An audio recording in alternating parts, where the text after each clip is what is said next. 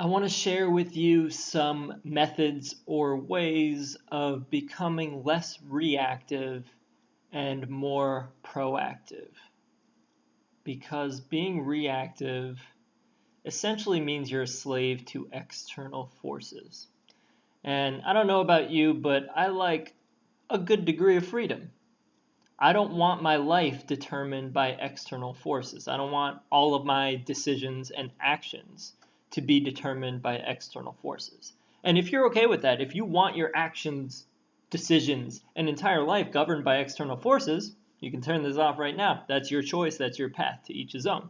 But this is for the people that want some more degree of freedom and empowerment and want to be empowered essentially.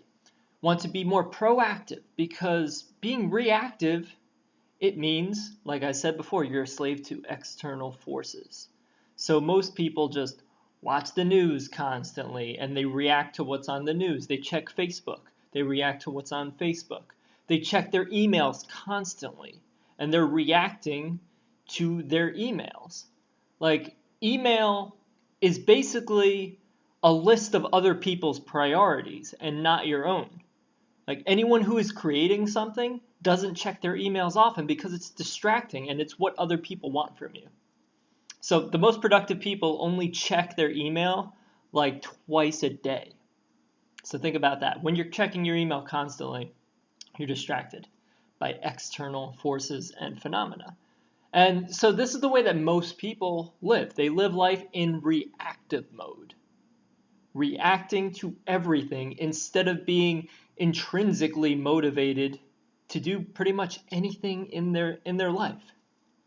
And of course, we need some context for our life, but it kind of comes naturally through childhood or and our upbringing and the cultural conditioning we get. So everyone experiences that context, that societal context that we're operating in. Because we're not a blank slate, we all have our inherited beliefs in our past, and we're all a part of this culture. If you're watching this, you're probably not living in the jungle. So we have that framework. And in my opinion, that's almost enough to know the framework of culture and society so you're able to create your own, whatever you want to create, whatever you're motivated to create. You're able to create that and then leverage the platforms to share it and maximize it. Like, you need to know how to use the internet in order to get your writing out there. Things like that. So that's what I'm talking about. And most people don't need to worry about that balance because most people are far imbalanced on the side of being reactive. I pretty much don't know anyone that's far imbalanced on the side of not knowing anything that's going on in culture and the framework of humanity. Everyone's imbalanced on the reactive side. So don't worry about the other side. Focus on making yourself less reactive and more proactive. And here are 4 pretty simple ways of doing it. The first is to go on a low information diet.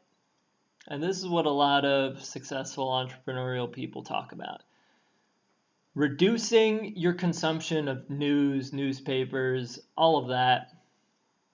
Reducing your consumption of mindless information and only consuming what suits your purpose or what you truly enjoy. Because if you're constantly watching the news and reading magazines and newspapers, you're in such reactive mode to everything. And you're going to be stirred emotionally by things you really can't do anything about, or you're not going to do anything about. Most people are outraged by things that they'll never in their life take steps towards changing. So what's the point? Well, the point is generate that fear within people, and then people operate their lives based upon that fear. But that's another tangent. So low information diet. Like, if something is big enough news, you'll hear about it. You'll see people running around in the streets if there's an extraterrestrial invasion, okay? And then the second one is, in the morning, don't check your phone first thing in the morning. Don't wake up and look at your phone. Take some time for yourself. So wake up, meditate, do some stretching, mindfully drink a cup of coffee or tea. And I would also recommend getting your first big task, your big win of the day out of the way before you check your phone, before you check email, any of that. That's what I do. I have my one task that I really want to get done. That's my big one for the day. And I do that before I check my phone. Or I at least spend 20 minutes on it before I check my phone. And that's after meditating, stretching, and all of that stuff too. Because if you wake up and check your phone immediately, you start the day in reactive mode. And I feel a switch within me. As soon as I check my phone, I switch from proactive creative mode to reactive consumptive mode. I feel that shift within me, and it happens to everyone.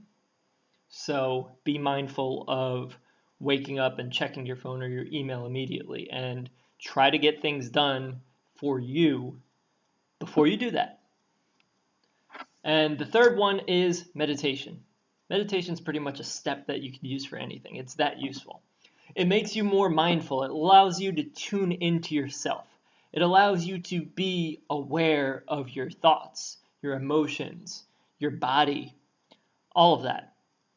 So it cultivates an environment for which you can become self-aware. So from that space of mindfulness, you can be proactive instead of reacting to things. Because a lot of reactions are unconscious. So you'll cultivate a state of mindfulness that will actually give you the choice of whether or not to react to things, like anger, for example. When you're very mindful, after you practice meditation regularly, you'll feel someone will say something to you, or even, try to push your buttons. And you might feel anger arising, but then you realize you have the choice of whether or not to indulge it or let it go. So it's things like that. Instead of automatically reacting to things, which most people do. Most people have that default automatic knee-jerk reaction. So it takes the wind out of those sails. And the fourth one is create. Find your purpose. Find what you like creating. Find how you want to express yourself. And create more instead of consuming constantly. What are you creating? What is your purpose? What are you doing here?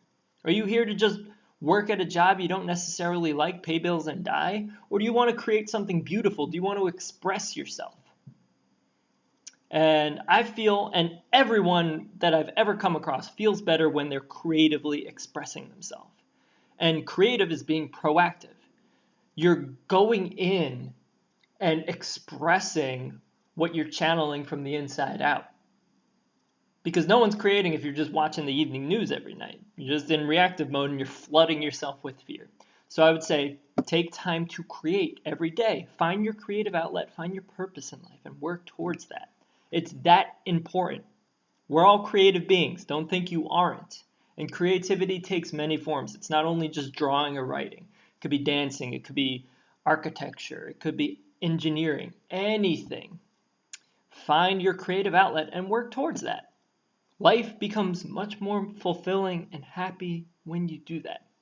So get less reactive and get more proactive, because if you're living life in a reactive mode, you are a slave to external circumstances. And I don't know about you, but I don't like the idea of that. I like to be free, and I like to make choices based upon my own volition. All right, so peace, much love, and one love, baby.